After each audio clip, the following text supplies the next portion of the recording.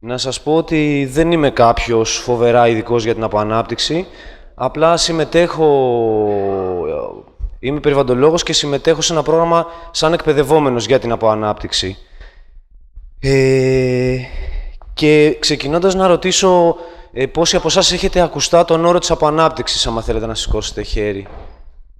Οκ, αρκετός κόσμος. Ωραία. Τώρα, στην ουσία αυτή η εικόνα εδώ λέει ότι ο καπιταλισμός είναι η παιδιάστικη ιδέα ότι δεν υπάρχει το φτάνει ή ότι δεν υπάρχει το αρκετά, ας πούμε, σε μια ελεύθερη μετάφραση. Ωραία, οπότε Οπα, εδώ γιατί δεν φαίνεται. Φαίνεται μόνο εδώ, Okay. Οπότε, στην ουσία, από ανάπτυξη, τι προσπαθεί να πει, μιλάμε για μια ελαττούμενη ανάπτυξη, μια απομεγένθηση, στα αγγλικά είναι το degrowth. Έτσι, είναι λίγο περίεργος ο όρος, από κάποιους υπάρχει και μια σκέψη ότι κατά πόσο είναι πετυχημένος ή όχι, γιατί στην ουσία δεν ορίζεσαι εσύ, αλλά αυτοπροσδιορίζεσαι αρνητικά. Δηλαδή λες κάτι ενάντια στην ανάπτυξη, έτσι, δεν είναι κάτι θετικό. Από την άλλη, θεωρούμε ότι είναι αρκετά περιγραφικό της κεντρικής έννοιας και επίσης είναι και αρκετά δύσκολο από τον καπιταλισμό να το αφομοιώσει, έτσι, γιατί είναι πρωταρχική αντίληψη του καπιταλισμού η συνεχής ανάπτυξη. Οπότε η αποανάπτυξη στην ουσία αποτελεί ένα ερμηνευτικό πλαίσιο ή θα ήθελα να αποτελέσει ένα ερμηνευτικό πλαίσιο και όχι μια ιδεολογία, ούτε συμπαγή οικονομική θεωρία. Βασικός άξονας σκέψης της αποανάπτυξης είναι ότι η οικονομία αποτελεί υποσύνολο του οικοσυστήματος και όχι το οικοσύστημα ότι αποτελεί υποσύνολο της οικονομίας, έτσι. Δηλαδή ότι πρέπει να σκεφτούμε και να σκεφτόμαστε την οικονομία εντός των ορίων της βιόσφαιρας. Να μιλήσουμε λίγο για δύο στοιχεία από τον καπιταλισμό και μετά θα μιλήσω λίγο πιο αναλυτικά τι πρεσβεύει από ανάπτυξη.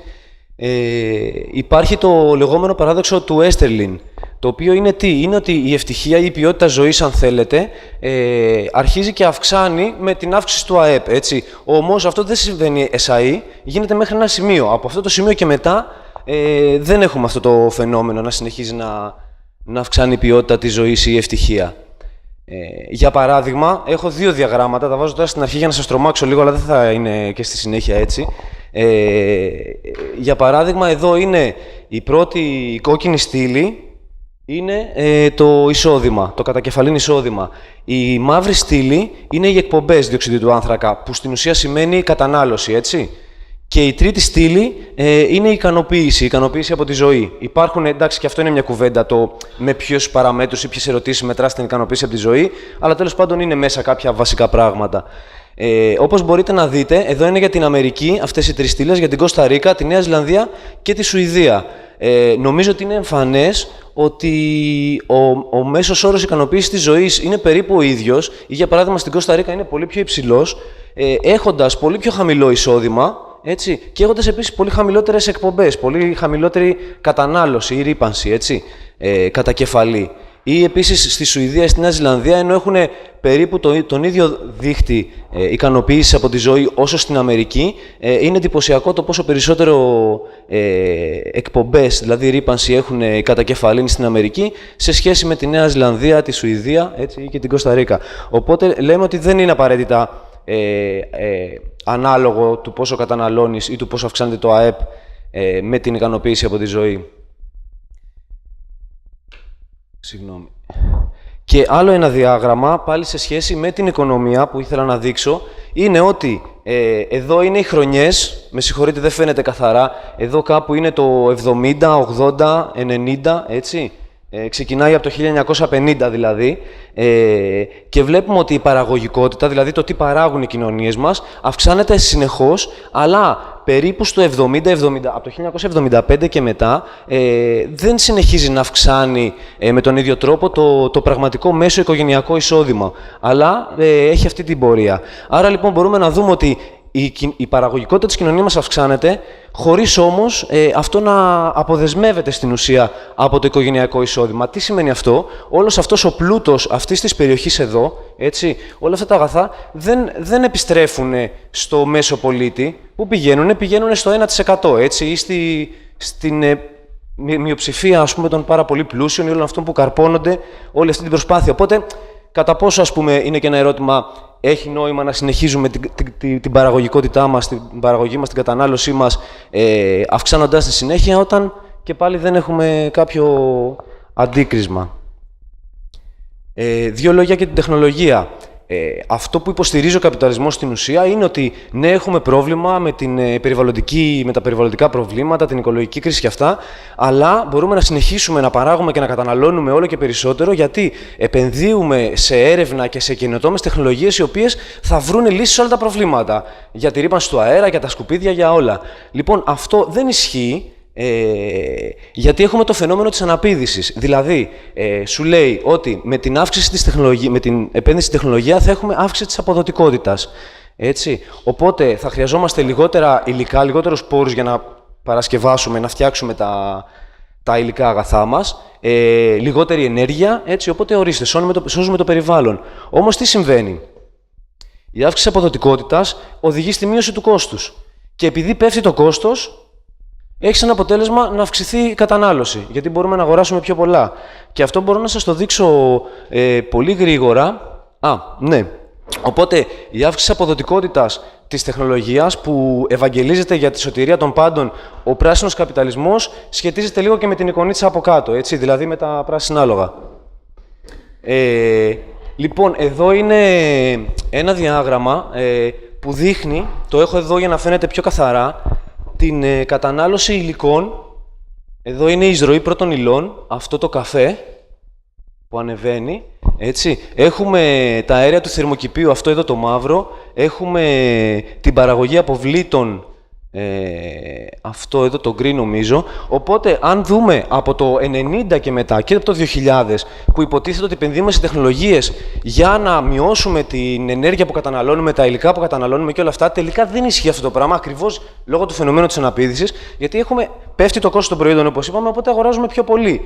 Και φαίνεται αυτό γιατί δεν πέφτει καμία ροή, παρά μόνο από το 2008 και μετά, που βλέπετε ότι όλα πέφτουν προς τα κάτω λόγω της παγκόσμιας οικονομικής κρίσης.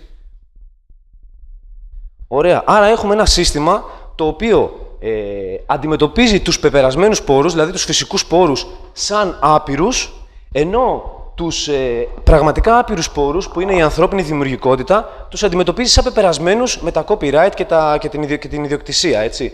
Το οποίο είναι κάτι τελείως λάθος, είναι κάτι τελείως παράτερο. Έτσι, και αυτό που θα έπρεπε να γίνει είναι οι πεπερασμένοι πόροι να αντιμετωπίζονται πραγματικά σαν πεπερασμένοι, δηλαδή να έχουμε το νου μας να βάζουμε κάποια όρια, ενώ οι άπειροι πόροι να αντιμετωπίζονται πραγματικά σαν άπειροι με τα commons, έτσι, και την ελεύθερη πνευματική ιδιοκτησία. Δηλαδή τα περιβαλλοντικά αγαθά να μπορούν να μοιράζονται από κοινού, όμως βάζοντας κάποιους περιορισμούς από κοινού σε όλους μας, αλλά να έχουμε το νου μας για το οικοσύστημα και τη βιόσφαιρα, ενώ τα πνευματικά αγαθά μπορούν να μοιράζονται σε όλους από κοινού και χωρίς περιορισμούς. Επομένως, η αποανάπτυξη, αυτό που προτείνει και αυτό που σκέφτεται, έτσι, είναι κοινωνίες τοπικοποιημένες, αλλά με ανοιχτές οικονομίες, εντός εθελούσιων οικολογικών περιορισμών και διανομή του πλούτου ισότιμα μέσω άμεσων δημοκρατικών διαδικασιών. Έτσι. Αυτό που θα ήθελε να αποτελέσει από ανάπτυξη είναι να αποτελέσει ένα συνεκτικό ιστό στα διάφορα κινήματα, όπως της τοπικοποίησης, της άμεσης δημοκρατίας, είτε και των κοινών. Οπότε μιλάμε για την κατασκευή ενός διαφορετικού συστήματος αξιών, δηλαδή για την αλλαγή του φαντασιακού, το πώς σκεφτόμαστε εμείς ότι λειτουργούν ή όπως θα έπρεπε να λειτουργούν οι κοινωνίες μας. Εδώ να βάλω μια παρένθεση, γιατί χθες ακούστηκε ότι και τα κοινά θα θέλαμε να λειτουργήσουν σαν συνεκτικός ιστός, έτσι, για πάρα πολλά κινήματα και πρωτοβουλίες, και προφανώς θα το θεωρούσα, ας πούμε, αφελές να κάτσουμε να πούμε όχι, από ανάπτυξη θα είναι συνεκτικός ιστός, όχι τα κοινά, έτσι, προφανώς και τα δύο μπορούν να συνεργαστούν. Να σας πω τώρα μερικά πιο γιωμένα, πιο απτά παραδείγματα, πραγματικά παραδείγματα δηλαδή. Μιλάμε, για παράδειγμα, ότι έννοιες της αποανάπτυξης πραγματώνουν η συνεργατική και αλληλέγγυα οικονομία, για παράδειγμα με τα ανταλλακτικά δίκτυα, έτσι, με τα εναλλακτικά νομίσματα, με τους κοινωνικούς συνεταιρισμούς. Επίσης, βασικός άξονας είναι η αυτοοργάνωση της κοινωνίας, δηλαδή η οριζοντιότητα και η άμεση δημοκρατία, η αποκέντρωση ή η τοπικοποίηση. Και επίσης η οικολογική ισορροπία, αυτό που σας έλεγα πριν σε σχέση με το να βασιζόμαστε στη βιόσφαιρα και στις ικανότητές της.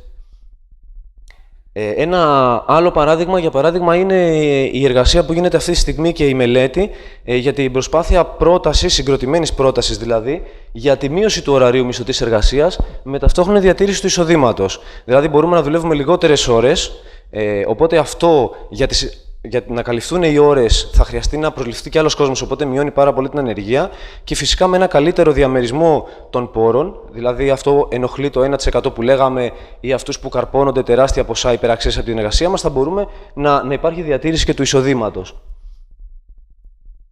Και ένα άλλο παράδειγμα είναι οι transition towns, δηλαδή πόλεις μετάβασης, που είναι ένα κίνημα από τα κάτω ως απάντηση στην πετρελαϊκή κρίση, την κλιματική αλλαγή και την οικονομική αστάθεια. Αυτή τη στιγμή υπάρχουν γύρω στα 2.000 πρωτοβουλίες και τέτοιες πόλεις.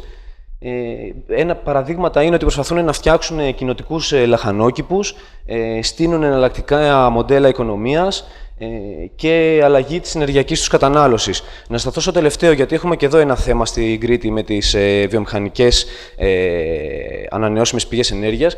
Για παράδειγμα, κάνουν κοινωνικούς συνεταιρισμούς σε χωριά ή σε πόλεις, οι οποίοι βάζουν όλοι μαζί χρήματα και παίρνουν μέσα από συνθήκες διαβούλευσης κάποιες ανεμογεννήτριες που αποφασίζουν αυτοί πού θα τις τοποθετήσουν, έτσι, ώστε να μην τους ενοχλούν πολύ ή να είναι ο λιγότερη δυνατή καταστροφή που θα γίνει, και έτσι γίνονται ενεργειακά ανεξάρτητες και όσο ρεύμα περισσεύει που το πουλάνε στο δίκτυο, επανεπενδύεται στην κοινότητα για δράσεις και για πράγματα θετικά για την κοινότητα. Τώρα να πάω, έχω ακόμα 3-4 λεπτά. Οκ. Και θα ήθελα τώρα να αναφερθώ λίγο σε ένα άρθρο του Bowens και του Κωστάκη το 2013 νομίζω, το οποίο λέγεται «Ένα σημείωμα για το μέλλον του καπιταλισμού και των κοινών και μία πρόταση», που νομίζω ξεκαθαρίζει έτσι αρκετά τα πράγματα, με μία βέβαια μικρούλα κριτική πάνω σε αυτό.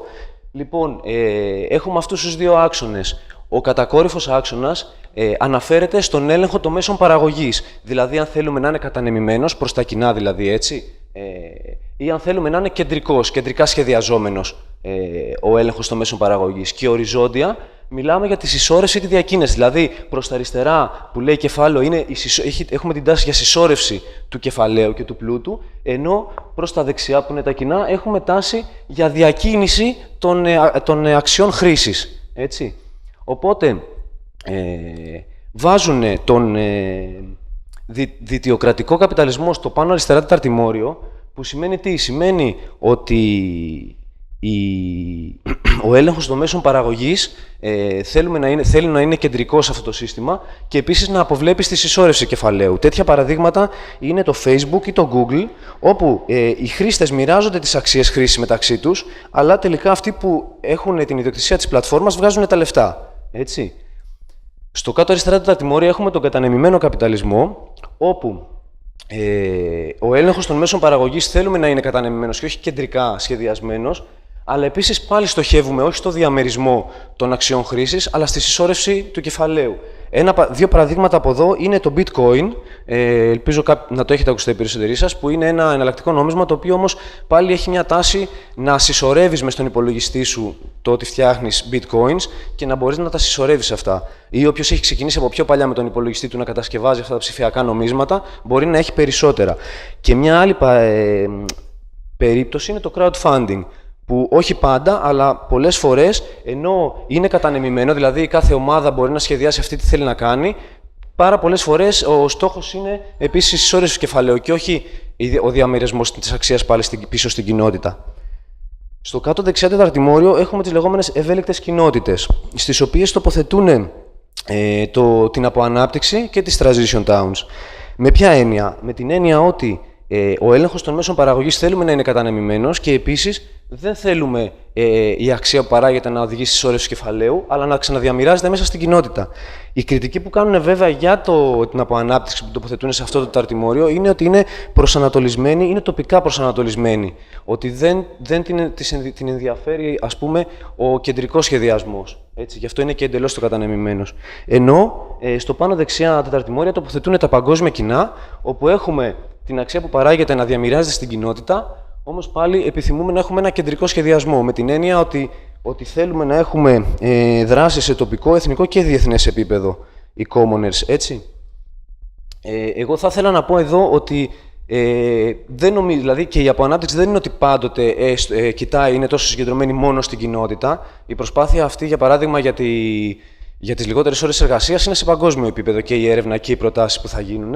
Όπως επίσης θα ήθελα να πω ότι και τα παγκόσμια κοινά δεν είναι εκεί πέρα πάνω με την έννοια ότι θέλουμε να έχουμε έναν πολύ κεντρικό σχεδιασμό. Στην ουσία και τα παγκόσμια κοινά λένε ότι θέλουμε ένα παγκόσμιο σχεδιασμό, μια σκέψη σε παγκόσμιο επίπεδο των κοινοτήτων, αλλά πάλι όχι με την έννοια την ιεραρχική, έτσι, αλλά να υπάρχει ένας κεντρικός σχεδιασμός, ο οποίος μετά πάλι να προσαρμόζεται στις κατατόπους κοινότητες. Οπότε νομίζω ότι είμαστε πιο κοντά, δεν είναι ότι είμαστε τελείως ξεχωριστά. Και να κλείσω τώρα έτσι με δύο ακόμα διαφάνειες, με δύο πινακάκια που νομίζω ότι κάπως συνοψίζουν κάποια πράγματα. Στην αποανάπτυξη έχει την αφετηρία της στους υλικούς πόρους, γι' αυτό και σκέφτεται για τον περιορισμό της κατανάλωσης και της ροής υλικών, ενώ τα commons έχουν σαν αφετηρία τους στους άειλους πόρους, γι' αυτό εστιάζουν πιο πολύ στον διαμοιρασμό. Επίσης, η αποανάπτυξη εστιάζει στη μείωση της παραγωγής και της κατανάλωσης, δηλαδή στη ροή πόρων που λέγαμε, ενώ τα commons στην ανοιχτή ομότιμη παραγωγή-κατανάλωση. Φυσικά αυτά τα δύο είναι πολύ συγγενικά, όπως καταλαβαίνετε, γιατί όπως λέγαμε και χθες, η ομότιμη παραγωγή-κατανάλωση με τους stream printers ή την κατανεμημένη παραγωγή μπορεί να οδηγήσει σε πολύ σημαντική μείωση της ροής των υλικών και της ενέργειας που χρειαζόμαστε. Οπότε βοηθάει και στην τοπικοποίηση, έτσι, και είναι πολύ κοντά στο να μπορούμε να κάνουμε βιώσιμα αυτά που θέλουμε. Και επίσης, η αποανάπτυξη αμφισβητεί στην ουσία το τεχνοκρατικό μοντέλο του πολιτισμού μας. Τα commons αμφισβητούν το ιδιοκτησιακό καθεστώς. Και τα δύο στοχεύουν σε άλλου τύπου οικονομίες, έτσι. Και στην αποανάπτυξη μιλάμε για αλλαγή τρόπου ζωής και για αλλαγή στο φαντασιακό παράδειγμα. Και στα commons μιλάμε για το glocal, δηλαδή global και local, και για τον ομότιμο πολίτη. Αυτά είχα να σας πω εν συντομία. Ελπίζω να μπόρεσα να σκεγγραφίσω κάποιες έννοιες. Να πω επίσης ότι πέρσι, νομίζω, έγινε μια συλλογική μεταφραστική προσπάθεια 11 άρθρων για την αποανάπτυξη και υπάρχει αυτό το βιβλίο στα ελληνικά, 11 κείμενα για την αποανάπτυξη. Όποιος το ψάξει στο ίντερνετ μπορεί να το βρει και να το κατεβάσει και να το διαβάσει. Όποιος το κάνει, θα του πρότεινα να ξεκινήσει από τα δύο κείμενα που είναι από τη μέση και μετά του βιβλίου, που είναι από τους 2-3 Έλληνες συγγραφείς, γιατί είναι λίγο πιο προσιτά σε εμάς. Κάποια δηλαδή στην αρχή είναι λίγο πιο τεχνικά ή μιλάνε για τα οικονομικά μοντέλα και τέτοια. Και κλείνοντας, θα ήθελα να πω ότι στο ερώτημα αν βλέπουμε το ποτήρι μισοάδιο, μισογεμάτο, παρότι μπορεί να έχουμε την αίσθηση πολλές φορές ότι αδειάζει, δεν είναι καν στη μέση και πρέπει καλούμαστε να εκτιμήσουμε, νομίζω ότι μπορούμε να αρχίσουμε να το βλέπουμε μισογεμάτο. Σας ευχαριστώ πολύ.